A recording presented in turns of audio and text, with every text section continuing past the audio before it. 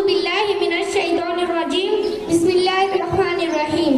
किस शान से अल्लाह ने उतारे हैं मोहम्मद, किस शान से अल्लाह ने उतारे हैं मोहम्मद, हर दौर में हर शख्स को प्यारे हैं मोहम्मद। जनाब सदर मुअज़्ज़िज़ असतिज़ा इकराम और मेरे अजीज साथियों, अस्सलाम वालेकुम।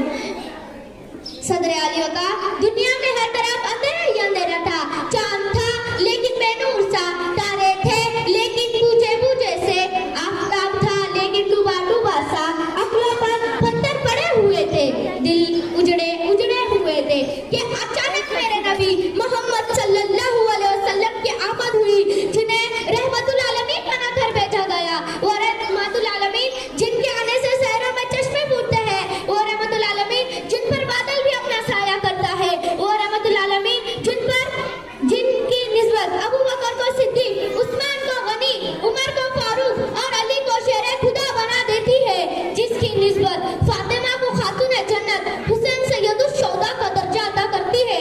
मैं उस रहमतुल आलमीन की शान क्या बयान करूं।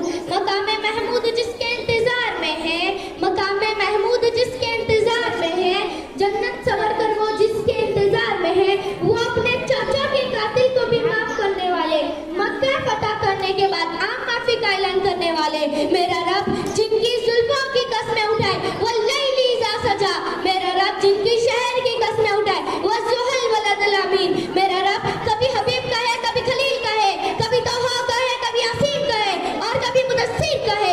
हाँ हाँ सदर आलिया का उसी रहमतुल आलमीन के उम्मत के दर्द में सजदों में रोता हुआ देखती हूँ। जिस तरह लब से लब मिलते हैं नामे मोहम्मद के सबब, जिस तरह लब से लब मिलते हैं नामे मोहम्मद के सबब, काश हम सब भी मिल जाए नामे मोहम्मद के सबब। वो अरमान